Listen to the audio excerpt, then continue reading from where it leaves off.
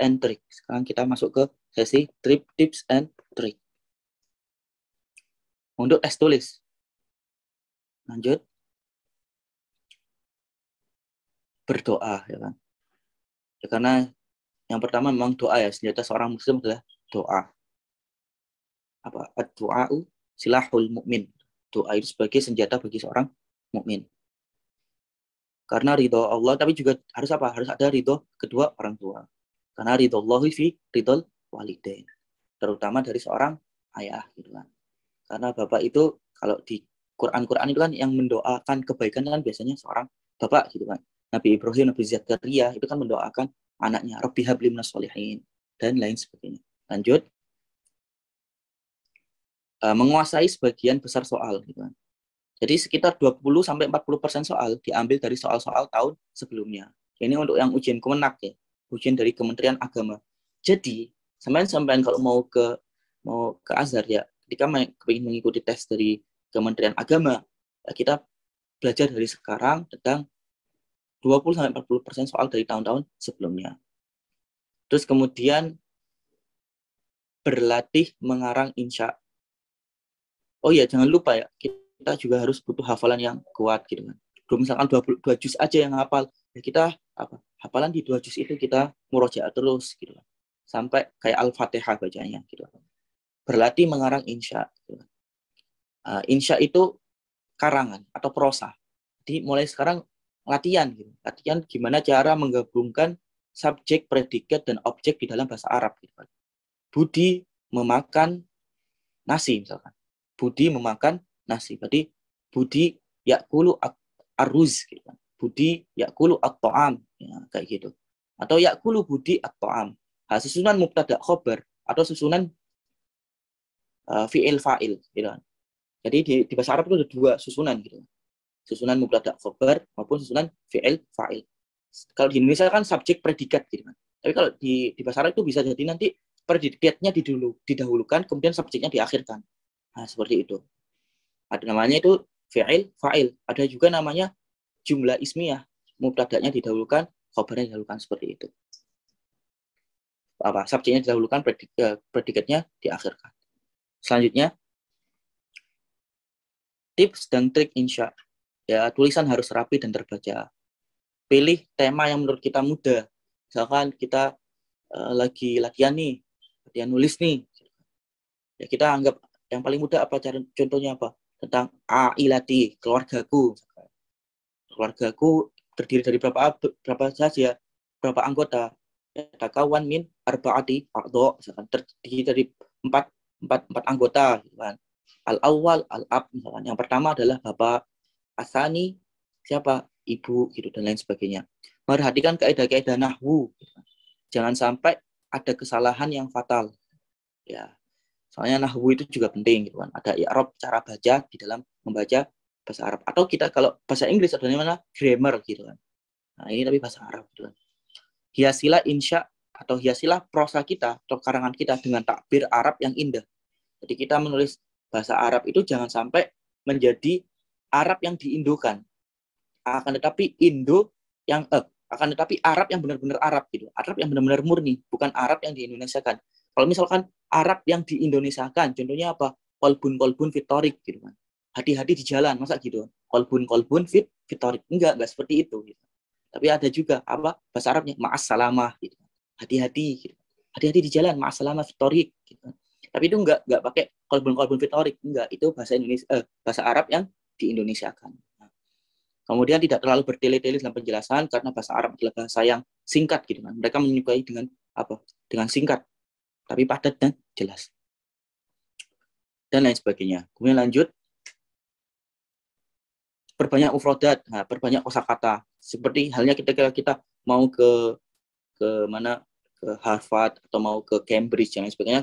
Kosakata bahasa Inggris kita juga harus banyak, maka kosakata bahasa Arab juga harus banyak. Kemudian muratif atau padanan atau lawan kata itu juga harus banyak juga. Harus tahu padanan atau lawan kata. Lanjut.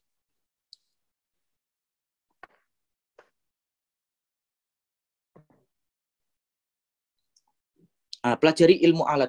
Ilmu alat itu ilmu yang berkaitan tentang cara membaca, gitu. Cara membaca bahasa Arab.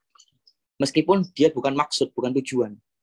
Berarti kan ketika kita belajar grammar itu kan bukan tujuan, tapi dia adalah cara atau wasilah gitu kan, untuk menuju suatu inti atau untuk menuju suatu orientasi gitu. Misalkan kita belajar tentang teknik, tapi bahasa Inggris. Ilmu bahasa Inggris kita adalah sebagai ilmu alatnya atau ilmu kuncinya. Untuk inti daripada belajar ilmu ini ya untuk melajari teknik tadi gitu. Nah, seperti itu namanya ilmu alat. Nah, ilmu alat itu apa? Gramatikal yang ada di dalam bahasa Arab. Nahwu, shorof, dan balaghah. Balaghah itu mempelajari tentang keindahan dalam bahasa Arab. Nah, kemudian selanjutnya pelajari pelajaran agama Islam. Penting. Meskipun kita masuk di kuliah yang lain gitu, tetap aja di sini itu di Mesir itu harus tahu tentang agama Islam. Karena mayoritas penduduk Mesir juga agamanya Muslim. Dan ta'aluk mereka atau ketergantungan mereka dengan Nabi Muhammad SAW itu tinggi. Sampai-sampai ketika kita berseteru antara satu dengan yang lain, satu orang dengan orang yang lain, gitu. Ketika berseteru, kemudian saling bertengkar dan lain sebagainya, itu akan reda dengan kata apa? Shollu ala Rasulillah. Seperti sama yang lihat di film-film ayat-ayat cinta gitu kan, atau ketika kita bertasbih itu kan gitu, mesti ketika berseteru ada apa? Penangnya berupa apa? Kata-kata Shollu ala Rasulillah. Lanjut.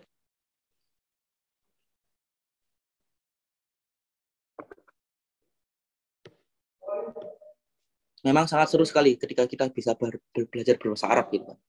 Karena bahasa Arab ini bahasa yang punya keindahan yang lebih gitu. Bahkan satu kata ini banyak maknanya. Maksudnya kita bisa menemukan kata cinta dalam bahasa Arab itu banyak. Contohnya kata al-hub. Kita kan tahunya cinta itu cuma al-hub. Gitu. Cinta. Enggak, padahal ada kata rohmah. Rohmah itu bermakna cinta juga. Mawaddah. Gitu kan. At-targhib itu juga bermakna cinta juga. Kemudian bermakna al-has. Al-hadd itu bermakna cinta. Jadi cinta itu banyak banget kalau di dalam bahasa Arab. Ta'atuf itu juga cinta. Al-atuf. Dan lain sebagainya. Selanjutnya berlatih takalum. Nah, takalum itu berlatih bercakap-cakap gitu kan. Bercakap-cakap dalam berbahasa Arab gitu. Bercakap menggunakan bahasa Arab secara ringan, ya teman sebaya atau guru. Gitu. Kalau ada guru bahasa Arab coba aja. Ya kita ya hanu lah bahasanya itu. Ya sok-sokan lah, sok-sokan bisa gitu. Gimana? Kaifal akhdar gitu. Gimana kabarmu? Alhamdulillah fi hadis sihah wal afiyah gitu. Fi tamamis sihah wal afiyah kayak gitu. Dalam keadaan baik-baik saja alhamdulillah gitu. Kaifa zaujatuka gitu kan. Atau gimana istrimu? Yang jangan sampai mengatakan itu ke gurunya gitu. Ya, enggak pantas lah. Lanjut. Memperhatikan beberapa jenis pertanyaan populer. Data diri, nama, asal sekolah dan lain sebagainya. Tujuan belajar ke Mesir, orientasi belajar ke Mesir apa? Ma ghayatuka atau ma hadafuka fi Masr ila Masri gitu. Nah, seperti itu. Mengapa memilih Mesir sebagai negara tujuan? Kenapa memilih Mesir sebagai negara tujuan? Hal yang diketahui tentang Azhar, ma ta'rifuka an Azhar gitu. Apa yang kamu ketahui tentang Azhar? Jurusan yang akan kamu ambil beserta alasan. 5 ada ikhtar kuliah usuluddin. Kenapa kamu memilih kuliah usuluddin dan lain sebagainya. Lanjut.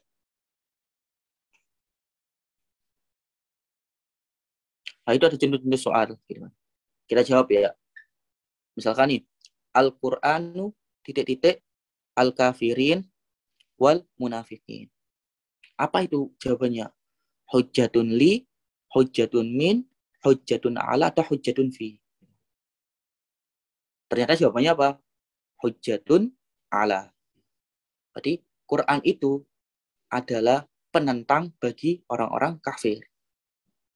Pembalas argumen bagi orang-orang kafir. Jangan sampai dijawab hujjatun li. Karena kalau hujjatun li itu bagi orang-orang mukmin.